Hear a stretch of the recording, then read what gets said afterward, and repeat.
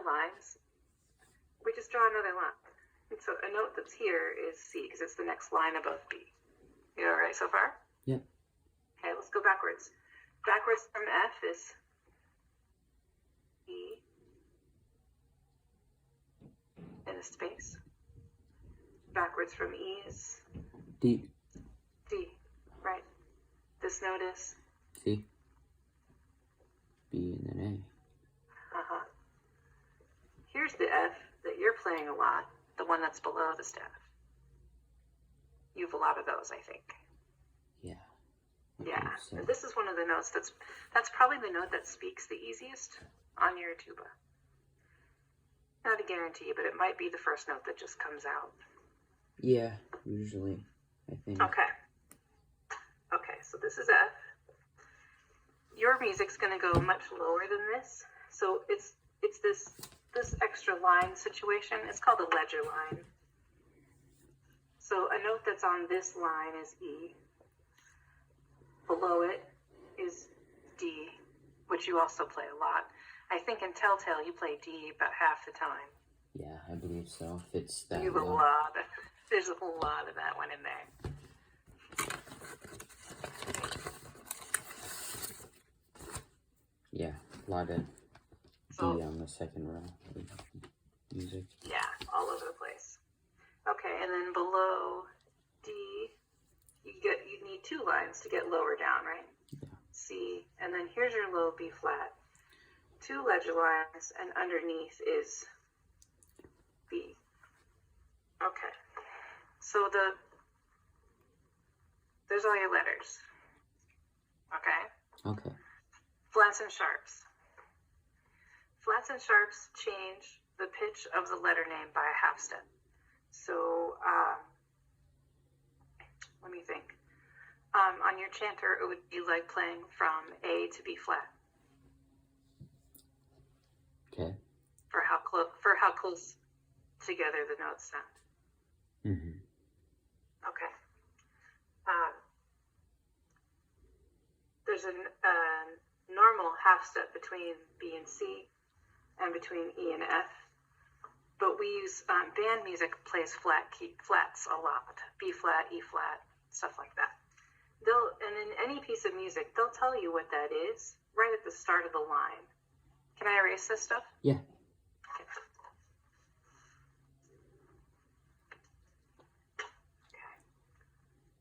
Let's start over here. So for most of your music, you've got two flats. This one and this one. Yes. You can tell whether it's a line or a space by whether the line breaks the plane of the white space in the actual design. So this one's a line, that one's a space, even though the stem crosses the line. I see it's it. the body. Yeah, I see it right here. Until Awesome. Tell Heart. Yes. So this is the line for B. So this is B flat. This is the space for E. So that is E flat. So when you are looking at your music for Telltale, let me get mine out here. This book. When you're looking at your music for Telltale, anytime you have a B or an E, it is B flat or E flat all the time, unless they cancel it out with the natural symbol. So flats always lower it, sharps raise it, and naturals cancel out a flat or a sharp. And I'm looking to see if you have any natural signs in this one. I don't think so. No, you do have a couple A flats that they draw in, though. Yeah, There's I one at, see one right at 25. I believe yes, that's 25 one. and 29 too. Yeah, those are A flats. Those when they draw it in separately, it's called an accidental, even though it's not an accident.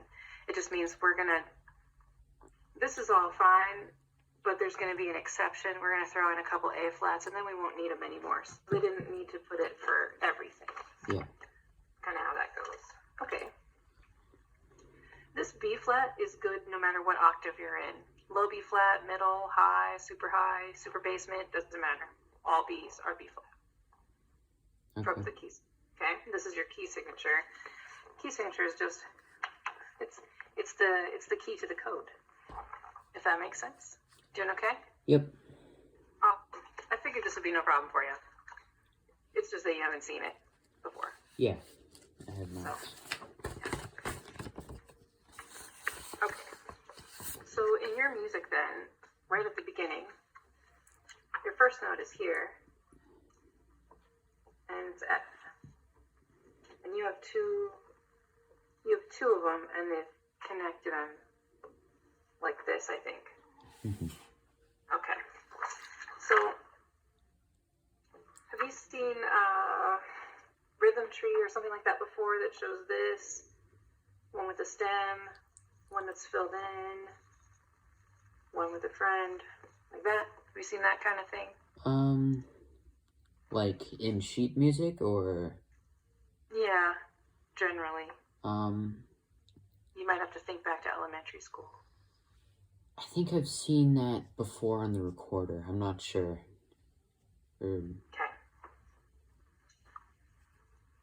Easy. All right. Most of what we're playing in, except, well, the march is in cut time, but this one's in 4/4, and I think Rattle the Cage is too. So now we're talking about rhythm, because you've got notes. I need to get you a tuba fingering chart. You can find them online too, especially if you do an image search. And it'll show you, it'll tell you that this F is open, no valves down. It'll tell you that D is 1 and 2, or whatever. Mm-hmm.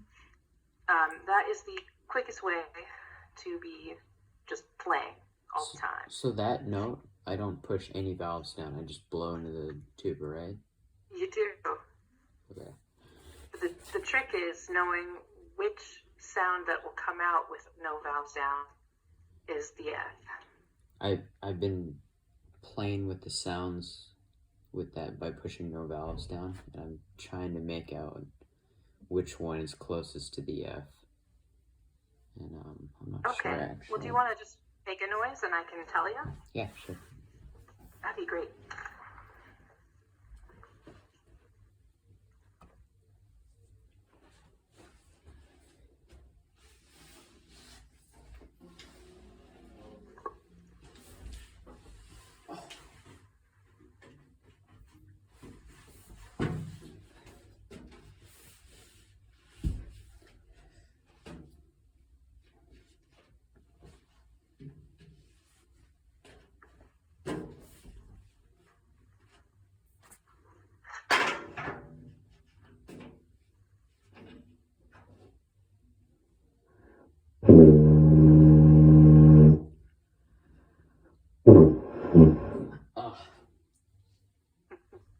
Doing fine. So much. Can you do this? Spit in my mouthpiece. Hold on. Do what? Just get your lips to vibrate without the mouthpiece, like this. Like that. I can't really do it right now. I got my upper lip is a little irritated because I popped something and it's like, ah. Oh no, that's gonna make it really hard for you to play. I know. Okay. I've been trying though. Yeah.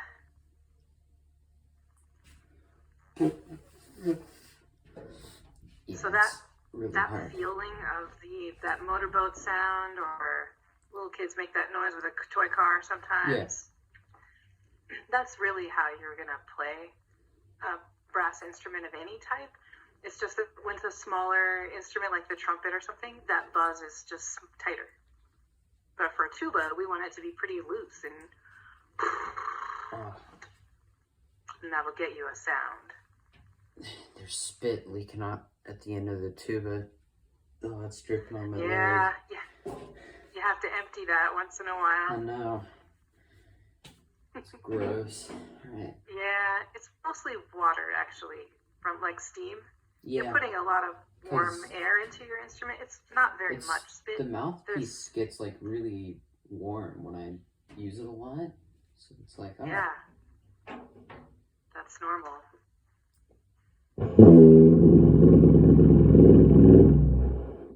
How was that? Good. So your tendency is F. The note that's trying to speak is really F, and it's this one. Yeah. So you can get a lower sound that's open, no vowels down, and that's your low B flat. And you do that by, you gotta use a lot of air, because this thing takes so much air. You gotta get the sound started, and then you kind of drop your jaw in the back a little bit. Like, you get the sound, it'll drop. Yeah, it pops down. Hold on.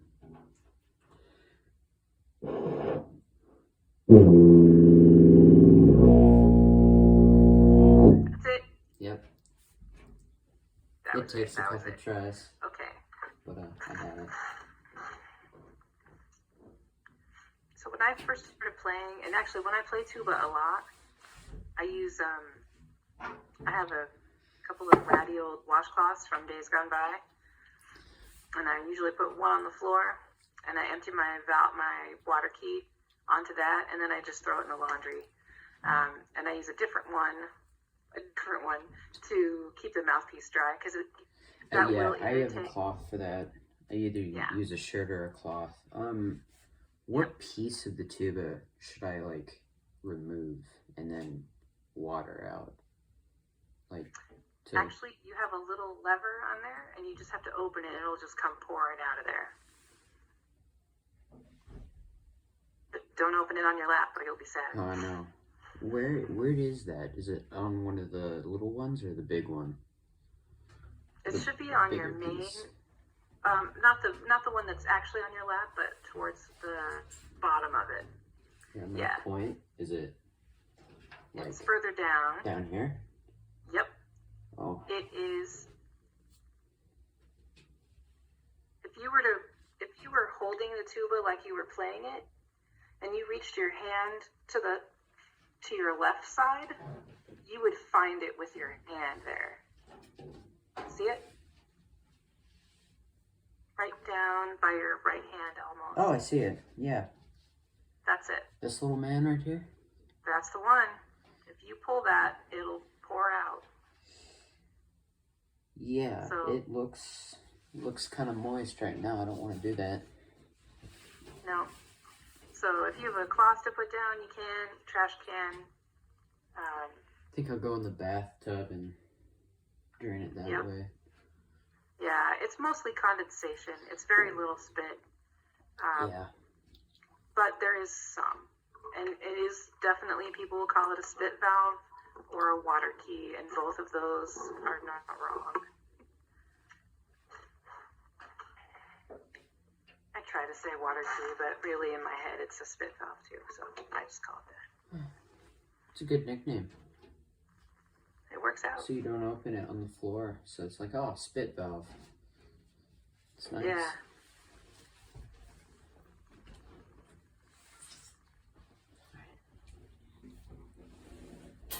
And a lot of those older tubas, they will occasionally, you'll get a little drip from that. Like maybe you'll go to put it away and you'll be like, oh, there's a little spot. It's just water, and it'll evaporate. Every time I bring it up on my side, I always feel like a little trickle, and I'm like, oh, that's kind of nasty. So I just, I can't deal, like I can't reach down because I got the big tuba. So it's like, oh, it's just gonna stay there. Yep, it's not as nasty as it seems. It's mostly water. Yeah. And that's been sitting, and nobody's played it for so many months. So it was completely dry when I sent it home with your dad. Boy, was he surprised. That's the funniest thing I've seen in a long time. I totally forgot to tell him about it. I was like, oh, yeah, I'll do it later. And then that later became the whole week. And then I was like, oh, yeah, the tuba. It was great. I wish you could have watched it. It was so funny. Oh, man. That just makes my day. I didn't tell my parents either. All right. Because I really wanted to play the drums, and they said, no, girls didn't play drums. because it was the 70s and they were like Yeah. old. How did you hide that? This thing is giant. Like, it takes up a big chunk of my room. Yeah, it's huge. How did you hide that big tuba? Because in my room, when you walked in the door, like if you walked in the door, my bed was this way. So I had it on the far side of the bed by the wall. Oh, I see. They didn't see it for a few days until they heard me playing it. I didn't know they were home. And I got caught. But by then, too late, I'm a tuba player. And I'm not sorry. It's fun to play the bass line. It's fun to be the foundation for the whole band. Because we sound empty and strange with no bass at all. Yeah. I've heard an orchestra without a bass because they forgot to show up one day for practice, and I was like, oh, well, too bad for them. Guess we're not going to have bass today. And it doesn't sound good at all. No, it sounds terrible. Even when they play really well, but with that mixing part, it's just not good. Mm-hmm. And so I was pretty excited when you said tuba. And now today with Cameron playing bass clarinet instead of drums. Yeah, that's cool. That's like a band director's dream right there. I have 21 drummers right now in the program. I don't need 21 drummers. That's a lot. But I'm also not going to say, no, you can't play an instrument, because that's not cool. Yeah. When I heard you say there's one tuba player, I was like, oh, that's cool. Then I asked you the whole orchestra, our group, and I was like, oh, I see. Yeah, but the kid you're going to be working with, there's actually one tuba in each band. So you're the one in concert band. There's a tuba player. His name's Maddox. He's in symphonic band. He's a freshman. Then there's Cole Hensley, who's in the wind ensemble. I think I went to school with Maddox. We went to middle school together, I believe, Maddox and I. Oh, then you already know Maddox, Neil. Yeah, I know him. Yep. So Maddox is the tuba player for symphonic, and he plays trombone in the jazz band. Oh, that's cool. Yeah, he's pretty cool. And then Cole Hensley is the person I'm going to be setting you up with for lessons if you want. They're free. Okay. He's been invited to the All-National Honor Band twice. And he has won medals 2 years in a row at the state solo ensemble competition. So he's an amazing tuba player. And the best part about him is he doesn't act like it. You know what I mean? Like, he's a nice guy. Yeah. He's friends with Maddox's older brother, Magnus. And I'm always going to get that. Now that they're both in the same school, Magnus and Maddox are just like a tongue twister for me. A lot of M's. A lot of M's. And I know I'm not saying your name right. It doesn't matter. You're close enough. You're closer than any teacher so far, so it's okay. It's not okay, because I want to get it right. Okay, so if you want to spell it your way, you can spell it Malone. That's how the Americans spell it. Malone. There you go. Okay. Because your dad said it differently. What do you say? But he only said it once, and then he was out the door. And I couldn't get it. So, Is it Scottish? Irish. Or Irish. Okay. I wondered if it was Gaelic or... It is Gaelic. It has that appearance. Yes. It's pretty cool. Thank you. Yeah. We're playing the school Irish piece in the wind ensemble. Someday we're going to have a concert, I hope, and you'll get to hear it. What do you think we're going to be playing first? Telltale Heart or Rattle the Cage or Colonel Bogey? Telltale is definitely going to be the first thing we'll perform. It's the simplest. The Colonel Bogey is something I had planned for, like if this was a normal year, Telltale would be on the fall concert for October, but we would have already been playing for a whole month by now, all of us. That would have And been then cool. Colonel Bogey would have been a winter concert or maybe the March one. A little bit further out. It says March on the... Yeah. And Rattle the Cage is tougher than that. Probably not for you. The pacing of the march is the hard thing for you, and you never get to breathe. Yeah, I'm seeing that now. It's like, oh, it's a lot of notes. Yeah. So let's look at rhythms a little bit. Okay. So this, gosh, it's raining. Do you hear that sound? Yeah, it's on the roof as well. Yeah. My roof is 2 stories tall, so this is a lot of rain. Mine's 1, and I can still hear it. Yeah, it's so loud. Oh my gosh. Okay. Our, for a telltale, 4/4, they mean 4 beats, and the quarter note gets 1 beat. Yes.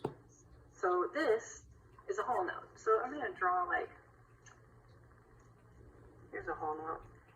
It's worth 4, typically. A whole note. Can you move your camera a little up so I can see? Yeah, oh sorry. How's that? Thank Better? you. Yep, that's better. Yep, good. Then you have 2 half notes that would fit in there. This is same number of beats. This is 2 each. 4 quarter notes would make sense, right? It's just fractions. Mm-hmm. Real basic ones. So you'd have 2 quarter notes fit in a half note, and 4 of them fit in a whole note. Eighth notes would be half of a quarter note. These are worth 1, and these are the 0.5s, right? Yes. You usually see them in a pair, like that. If they're single, and it's cheesy, but this is, I used to teach elementary school music, so when there's a one alone, they have no one to hold hands with, so their arm just dangles awkwardly to the side. So that's how you recognize it as different from these. The stems could go up or down. It depends on where they are on the staff. And the direction of the stem is only meant to make it easier to read. It doesn't have any bearing on how long the note lasts. So your first 2 measures in Telltale, this is worth the entire 4 counts of the first measure. So you're actually going 1, 2, 3, 4, tied to another one. So you're actually holding this F for 8 counts. Wow. Which is a really long time. That is a long time. Yeah. And as you start playing more, I might be able to do that. You will eventually. I can definitely do that. Yeah. For now, though, if you find that you run out of air at like 6 counts or 7, that would not be unusual at all. Yeah. Yeah. I know that for I have read that when you play a chanter, because I've not done that, it's similar to recorder, and it takes more air. Though. It's like more air. You have to push more air into it than a recorder. But yes, it's very much similar like though, right? Yeah, the recorder is almost no work at all. Because it's more like a whistle, but the chanter's a little bit more restricted. And the rest of the sound from the pipes, the drone isn't coming from you at all, right? That's coming from the bag. Yeah, it's coming from the bag.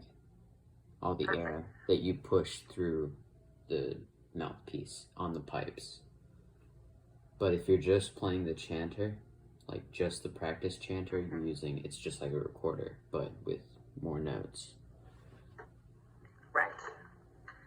So for tuba, the tuba takes an amazing amount of air. I mean, if you think about just how many pipes are on it, you have to fill up every single thing before it will make a noise at all. I know. So it's going to be tiring. You should not, that thing is really not meant to be, you're not really supposed to stand up and play that anyway. But even if it were, I would tell you not to. Because it will likely make you dizzy. Oh yeah, I wouldn't want to. No, and you'll fall over. Isn't that a orchestral one? You're not supposed to stand with those, right? Yeah. Right. Yeah. I mean, sometimes they will. I don't have a strap for it either, so I'm not gonna be carrying it anywhere. No, that's definitely a sit-down instrument. Yeah. And my impression of your height, seeing you with it on your lap, is that you're pretty tall. Yeah, almost as tall as my father. Okay. So you shouldn't have any trouble with that. I'm only 5'4", so this down view you have of me right now is going to probably be normal the whole time you go to school here, even when we're in person, because I'm short. But for me, that tuba, it's so tall that if I put it on my lap, the mouthpiece hits right here. So I have to actually put it in front of me on a chair or use a piano bench and wrestle. I've heard because of those tuba stands that you can adjust and put. Yeah, that would do it too. I don't get to play as much as I'd like to, so I haven't done that. But Yeah. piano bench works because I can sit up straight and put the instrument in front of me on the bench, like straddling it, like riding a horse, and put the tuba in the front. That's how I played it in college because they gave me the biggest one they had because they thought it was funny. Yeah. And it was. It was funny. So this is worth 8, actually. You're playing this whole thing until you get to the end of it. And then you get G, right? Yes. Okay. So G is first and second valve for you. And it will not hurt my feelings if you want to write the fingering in on your piece of music with a pencil or whatever you want to do. I'm doing that right now. Yeah. Because for me, I didn't write in the ones that were open. But I wrote in all the rest until I didn't need them anymore. And then I would erase only one type at a time. So I erased just the ones that were 2.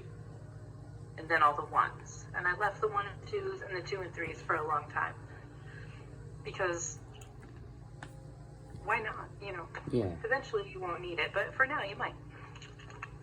Okay. And then you have these, which I don't draw very well. Squiggly line. Yeah, that's what it looks like. These are rests where you don't play anything. Okay. And these Z-looking ones are each worth 1 beat as well. Yeah, that's what I thought, because there's a lot of them on the pipes where you rest and you fill up your bag full of air. So it's like... Yep. Yeah. Exactly. And then you have this. I'm going to sure I'm out of the way there. So this is G. So you have G, this is beat 1, 2, you're resting, 3, you're resting. This one is 4. This note is D, and it's also 1 and 2, which is handy.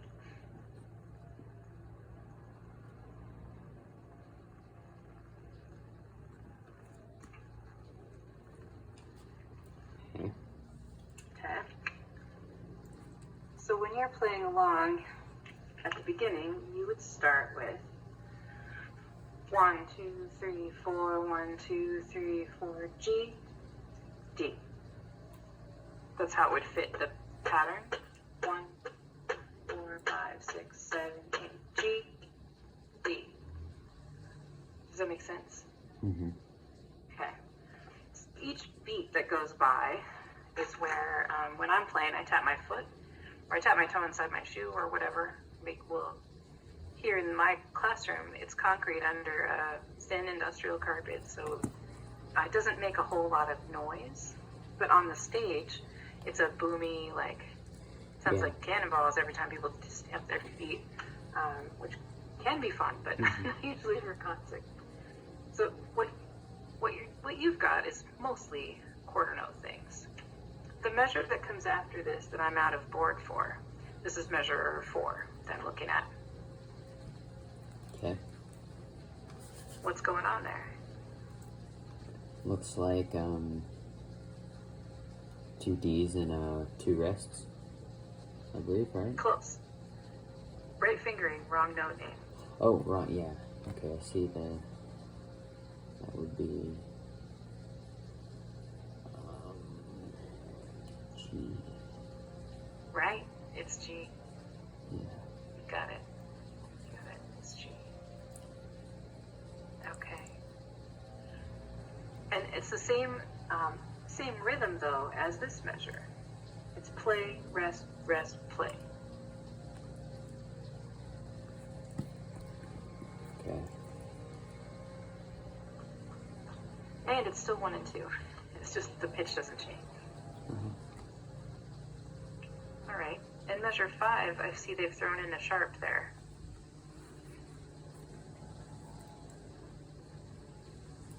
So a sharp is going to raise your note by a half step, so that's going to be F sharp. It's funny, they always draw the sharp before the note, but out loud we always say the note name and then the sharp. I don't know. Yeah. But if they don't show it to you first, I guess we'd play it wrong. So that's F sharp. F sharp on tuba is 2 and 3.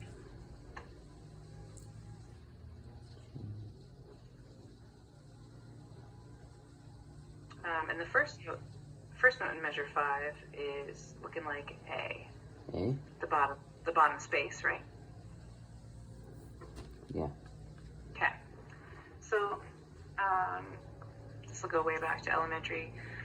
In elementary, when you played recorder and they did the names of the lines and spaces, they probably said face in the space, because in treble clef, the spaces spell the word face, F-A-C-E, for each space. In bass clef, it doesn't spell a word, so we have to make something up. The one most people use is all cows eat grass.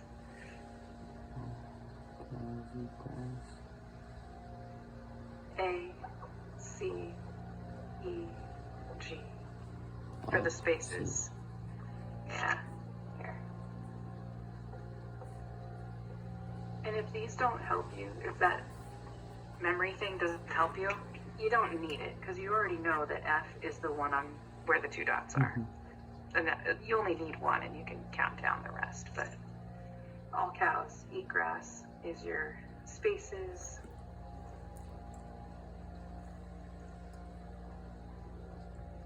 What's the sharp? What note is that?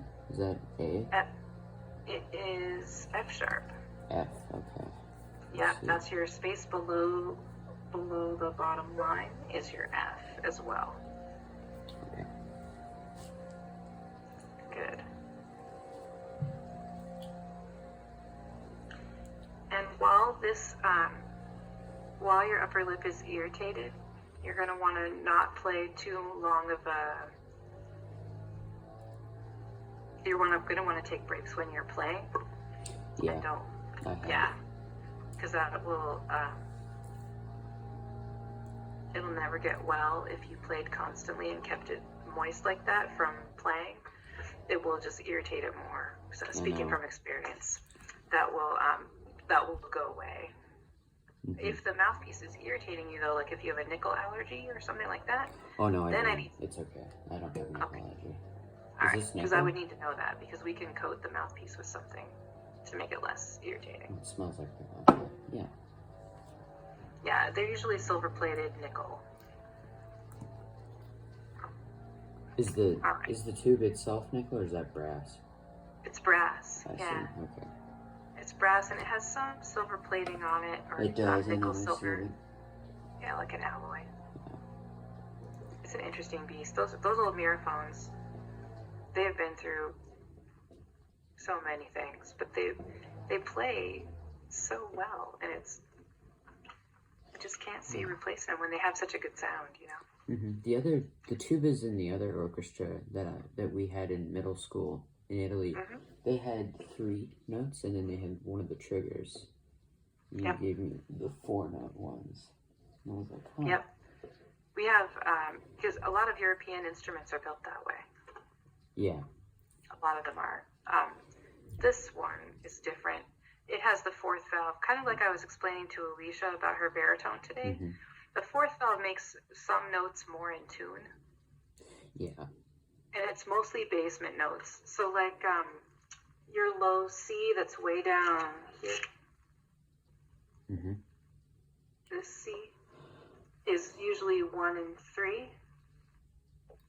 Or it's just 4th valve alone, and it'll just drop down to that low C, and it'll be more in tune and sometimes easier to play. But a lot of people learn the tuba in middle school, and they're given something that only has 3 valves. Yeah. So we never learn how to use 4 because there isn't one. They don't make small size tubas that have the 4th valve. Yeah. And that one is definitely full on giant beast. So Yeah. I mean, when I took it out of the car, it was super heavy with the case, and I was like, oh, this is really, really heavy. And then when I took it out of the case, it's not as heavy as the case, but it's still heavy. And I was like, oh, I'm going to have some fun with this. Carrying it around. Yeah, the case weighs more than the instrument. Yeah, I pulled that out of the instrument room, and your dad's like, what the heck is that? I didn't even ask him what kind of car he brought. What if he'd been in a Mini Cooper or something like that? That would have been. He brought, we have a truck. And well, that truck is fine then. I did have a student come get her string bass in a Mini Cooper. Oh. How are you going to get this home? She put it in through the back and put the neck of the instrument all the way up at the windshield. She did get it closed. I was surprised.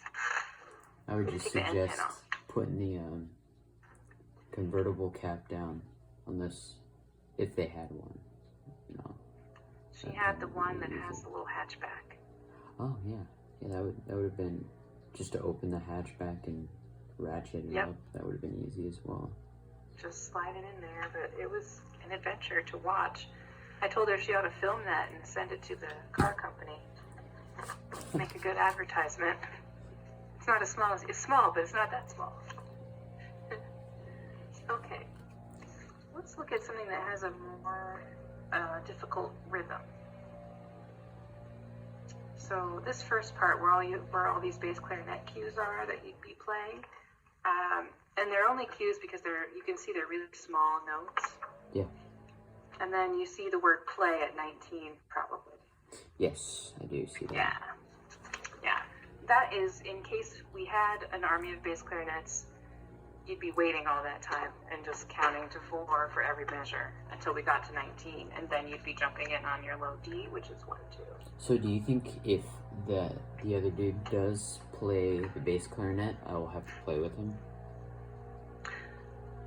I'm going to have you go ahead and play with him anyway. Okay. He hasn't played in a long time. He hasn't played a clarinet in like 4 years. Yeah. Or more. So in a way, he's kind of a new player. We're both fairly new to an instrument. Yeah, and that's going to make it easier for both of you to be not playing alone all the time. Some people feel really intimidated by that. They're uncomfortable being the only one. So, which is normal too. Yeah. Band is full of introverts that are only extroverts when they're here, you know? Yeah. Like you see us other places and we're really quiet.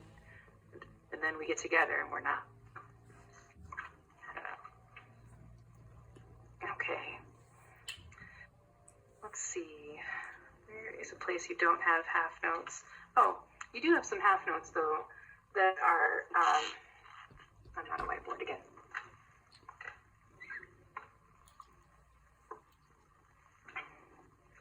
Things like this where you've got the,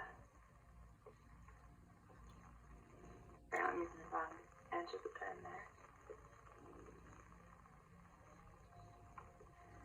There's 2 D's in a row, and each one is worth 2 beats. Is that it? 21? Yeah, or 20s. Yeah. That is exactly 21. Okay. So these are both D, and they last 2 counts apiece. So of the 4 bars here, or 4 beats rather, 1, 2, 3, 4, and you would continue the air through to fill up the 2 full beats of time. I see. Okay. Okay. Where before you had the break of the quarter rests in there sometimes. 22. Check that one out. They put a dot on one of those. A dot on the side. And then there's quite a long space right before you have another quarter note. And what is that? It looks like A up here.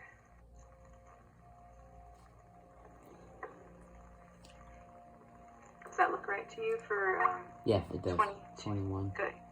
All right. So this, and these these three notes are all the same notes. They're all D, and they're all played 1 and 2. All of those. I probably wouldn't mark every one of them since they're the same. Yeah, I just put D in between all of them. Yeah, this one is A. A on tuba is just your second valve. Okay, let me write that down. Okay. It's important.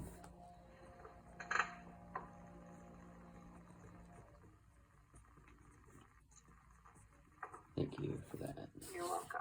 Absolutely. Okay, so this lasts for 2, this lasts for 2, and that gives you the 4 counts.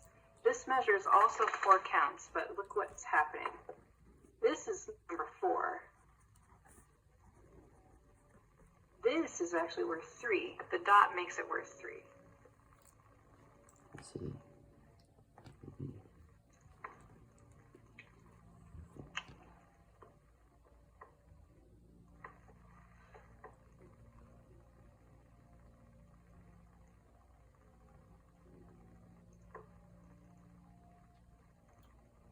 Okay. So anytime you have a note with a dot on it, it adds 1/2 the value of the note that it's attached to, which is a terrible explanation. No, I get that. That's a good explanation. I got that really well. Okay. That's good. So that's a 3. Let's see.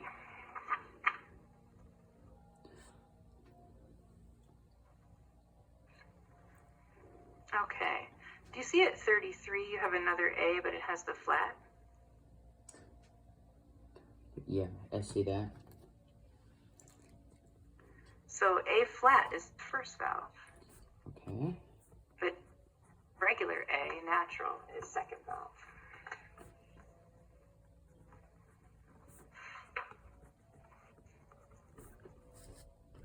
Okay. And then let me see if I can.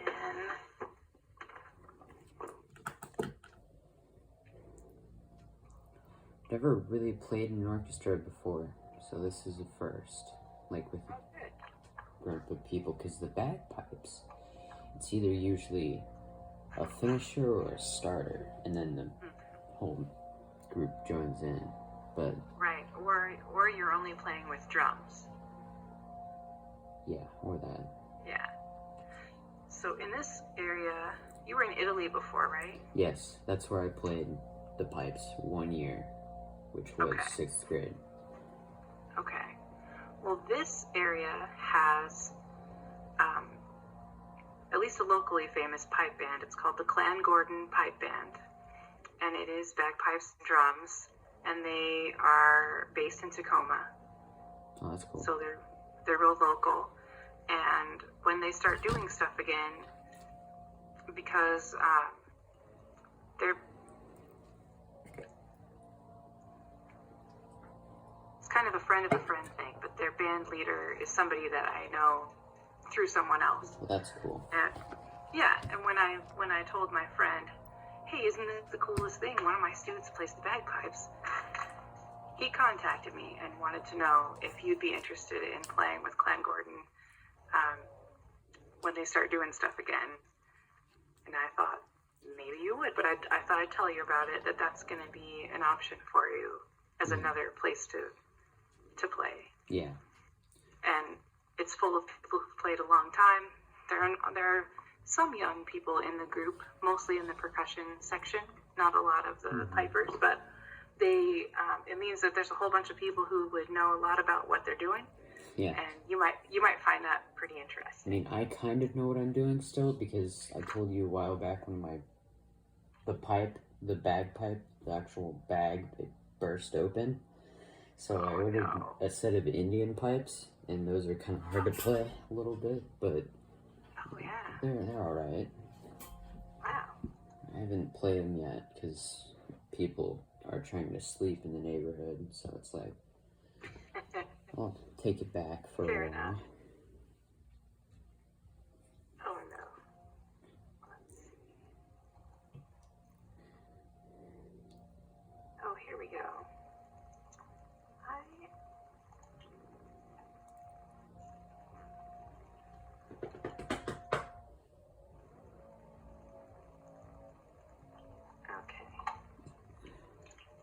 going to put a link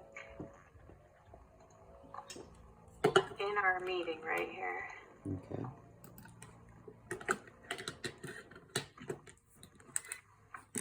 It's a little bit cheesy, Oh, that's alright.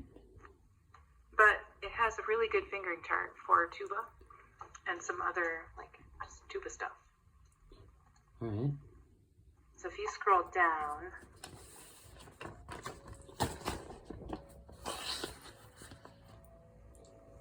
you'll see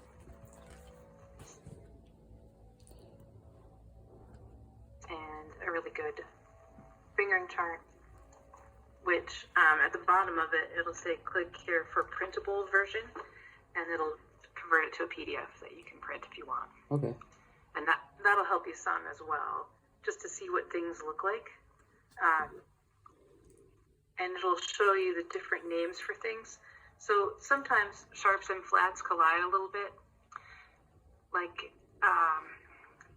E flat is half step down from E, right? Okay. And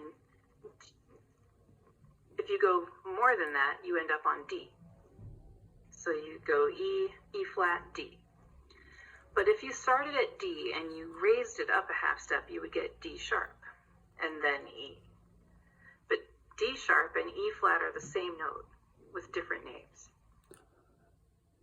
Yeah, that is a It's collision. That's like... Yeah. So on that fingering chart that I linked to there, it'll show both names for the fingering that it could be. Well, that's So good. like you'll see A flat and G sharp in the same box with the same fingering, and it's because they sound exactly the same. Wow, You just that's okay. spelled differently. Yeah, it's kind of like spelling it different. It's like That's all. how the English and the American spell color. There's different Yes. ways, and they're collided, so it's like... Yeah, or favorite. Yeah, favorite. That's something I've always thought was interesting too. I have a friend who's from Canada.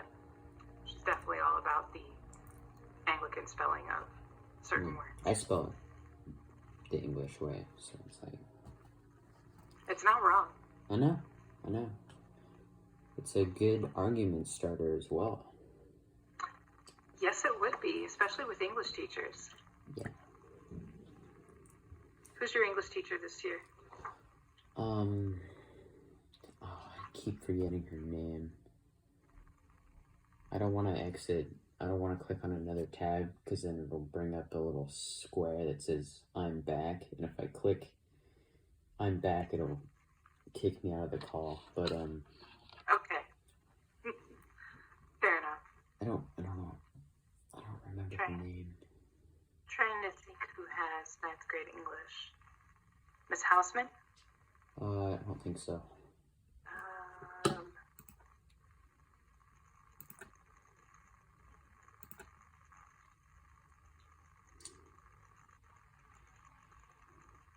But definitely a female teacher. Josephina Burke. Oh, Miss Burke. Miss Burke. Yeah. That's it. She's fun. Yeah.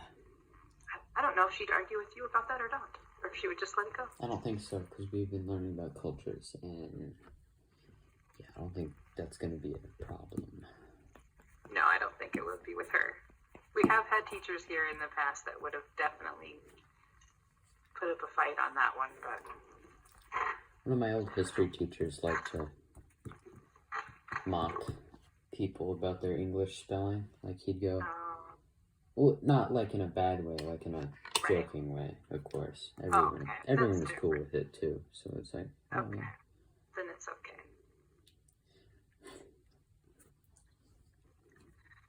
All right. Is your brain full? Yes. You doing okay? Thank you for this.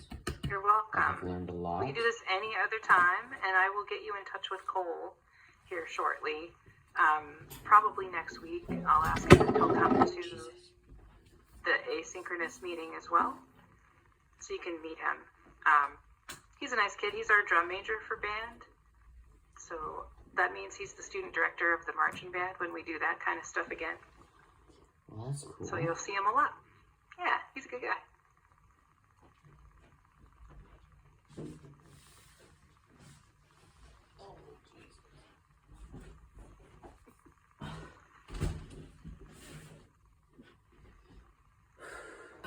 right, sir. Well, thank you very much. Welcome. Yeah. And I just love this instrument. It's so cool. I'm glad I picked it. I'm glad you did too. It's gonna be fun. And when we do get back into school sometime and we start doing events, you're gonna get some very much more interesting bass parts than this one's pretty slow paced, even though the tempo is fast. But your rate of note changes is pretty slow. When we get to pet music, it gets way more exciting. Well, I think this is exciting in general. Like, I'm new to this, and I think it's very exciting. I think you're gonna have a really good time. I can't believe people didn't pick the tuba in the first place. Like, I was surprised when you said no one wanted to play the tuba. I was like... Because they don't want to carry it. It won't fit in their backpack. Well, It's of course, not, it doesn't have the, like, cool reputation like saxophones have, I guess. I don't know. But my kid Cole there plays the tuba in the jazz band pretty regularly, so, among other things. Yeah. You can make it into anything. And if you want to hear some really cool, do you have about 3 more minutes? 2 more minutes?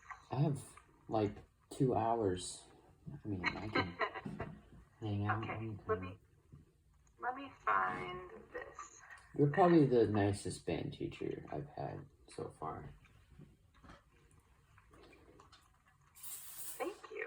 The last band teacher we had an eye patch, so he looked very menacing. So it was like people wouldn't want to go near him or anything like that. So it was like, no. Yeah. Wow. Okay. He was given the choice to wear glasses or an eye patch, and he chose the eye patch. So it was